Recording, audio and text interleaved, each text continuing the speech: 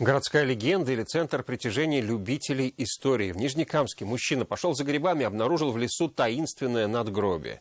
Каменная плита находится всего в 3 километрах от города, но как она там оказалась и кто там захоронен, жители только гадают. Попыталась приоткрыть завесу тайны и наша съемочная группа.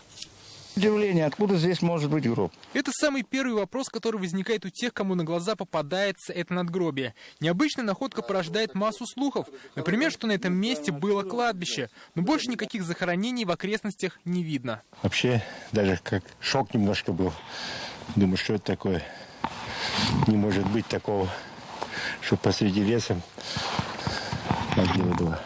Местные историки-любители последний раз исследовали надгробие 7 лет назад. Тогда яма, где находилась плита, была около метра. Сейчас она гораздо глубже, что доказывает, это место под надгробием копали. В свое время удалось сделать прорисовку и расшифровать высеченный текст. И здесь покоится градо-мамадыш христианин Павел Усолин, скончавшийся в 1846 году от, возможно, оспы. Активисты провели научные исследования, но приблизиться к секрету плиты не получилось. В древности, где-то в 17 веке, 17, может быть 18 век, где-то в этом поблизости было поселение, так называемое Миньковское селище, в самой Корабельной роще. Оно на мысу, вот напротив деревни Ильинки.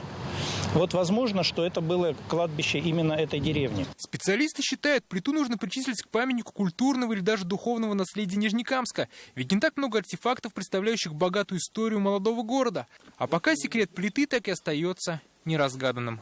Дмитрий Аринин, Светлана Звонарева, Александр Комаров, Фахри Исламов, ТНВ, Нижнекамск.